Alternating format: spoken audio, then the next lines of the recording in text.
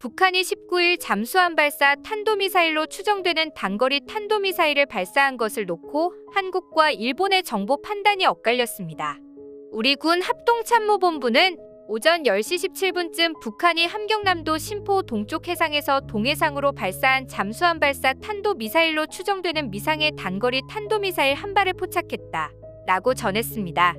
반면 기시다 후미오 일본 총리는 19일 북한이 탄도미사일 2발을 발사했다 라고 말했습니다.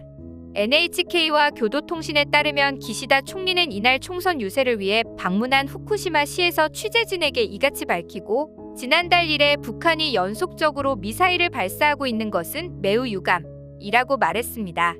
한국합동참모본부는 북한이 단거리 탄도미사일 한 발을 발사했다고 공식 발표했고 일본 측은 2발이라고 하는 등 탐지 결과가 달랐는데요. 군 당국이 한미연합자산을 바탕으로 포착한 정보를 발표한다는 점에서 어제인 19일에는 군 발표대로 한 발일 가능성에 무게가 실렸습니다. 오늘 북한이 발표한 정보에 의하면 5년 전 SLBM 시험 발사 때 사용한 2000톤급 잠수함인 8.24 영웅함을 이용해서 SMBL 한 발을 발사했다고 발표했습니다. 이번 미사일의 고도는 약 60km, 비행거리는 약 590km로 분석한 것으로 알려졌습니다. 해군 전문가의 분석에 따르면 영웅함은 신형이 아니라 북한이 20척가량을 보유한 로미오급 잠수함을 SLBM 발사용으로 개조한 것이기 때문에 SMBL 2발을 쏘는 기능이 없다고 합니다.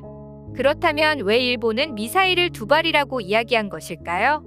이번 미사일이 풀업 상하기동 특성을 보여 탐지에 혼란을 준 것 아니냐는 해석도 제기되었습니다. 북한은 이번 SLBM이 활공도약 기동했다고 밝혀 종말 단계에서 풀업 특성을 보인 것으로 추정되었는데요. 신형 SLBM은 탄도 모양이 단거리 탄도미사일인 북한판 이스칸데르 KN-23와 유사의 회피 풀업 상하기동 기동 기능을 탑재하려는 것 아니냐는 분석도 나온 바 있습니다. 일본의 후지TV의 노세 해설위원은 이번에 발사된 미사일이 세계에서 유일한 성능을 지녔다고 지적했습니다. 그는 SLBM으로 탄도 미사일 수준의 속도를 유지하며 궤도가 바뀐다. 세계에서 이건 유일할지도 모른다. 게다가 일본의 방위 시스템으로 저 미사일을 요격하는 것은 곤란하다. 라고 전하며 일본 내의 위기 관리가 제대로 되고 있지 않다는 점과 탄도미사일에 대해 국민들이 불안감을 느끼고 있는데요. 노동신문은 국방과학원은 5년 전 첫 잠수함 발사 전략 탄도미사일을 성공적으로 발사하여 공화국의 군사적 강세를 시위한 8.24 영웅함에서 또 다시 신형의 잠수함 발사탄도 미사일을 성공시킨 자랑과 영광을 안고 당 중앙에 충성의 보고를 드렸다라며 국방과학원은 측면기동 및 활공도약 기동을 비롯한 많은 진화된 조종유도 기술들이 도입된 신형의 잠수함 발사탄도 미사일은 나라의 국방기술 고도화와 우리 해군의 수중작전 능력 향상에 크게 이바지하게 될 것이라고 밝혔습니다. 김정은 국무위원장은 이번 시험 발사를 지도한 명단에 포함되지 않았습니다. 전문가들은 한미 양국이 북한과의 대화를 준비하기 위해 실무진 간 만남을 이어오고 있는 과정에서 벌어진 도발이기 때문에 향후 북핵 협상에 미칠 파장에 주목하고 있습니다. 그리고 북한이 바라는 제재 완화에 오히려 역효과가 있을 수 있다고 내다보고 있습니다. 이소자키 요시히코 관방부 장관은 19일 오전 기자회견에서 북한이 탄도미사일을 발사하자 기시다 후미오 총리가 같은 날 공시된 중요한 지원 연설을 위해 후쿠시마에서 예정했던 일정을 도중에서 끝내고 센다이시에서 있을 예정을 취소한 뒤 급하게 도쿄로 돌아갔다고 전했습니다. 베이징 외교 경로를 통해 북한에게 엄중히 항의한 사실도 밝혔습니다. 이소자키 씨에 따르면 북한이 미사일 2발을 발사한 것은 19일 오전 10시 15분과 16분입니다. 동쪽 방향으로 발사해 한반도 동해의 일본 해상에 낙하한 것으로 보입니다. 일본의 배타적 경제수용 낙하에 대해서는 현재 분석 중입니다. 라고 말했습니다. 미사일 발사를 보고받은 정부는 수상관저위기관리센터의 관저대책실에 긴급 집합팀을 소집했습니다.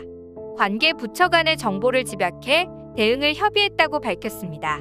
이소자키 씨는 기자회견에서 우리나라의 평화와 안전을 위협하는 것이다. 거듭되는 미사일 발사는 우리나라를 포함한 국제사회 전체를 위협하고 있다. 이것은 심각한 과제다. 매우 유감스러운 일이며 강력히 비난한다. 라고 전했습니다. 이 기사를 본 일본인들의 반응을 보겠습니다. 이제 북한은 정말 일본의 근처까지 잠수하고 와요. 몇 대 맞으면 일본은 붕괴네요. 일본은 뭐 해요? 미국은 여차하면 도와주지 않아요.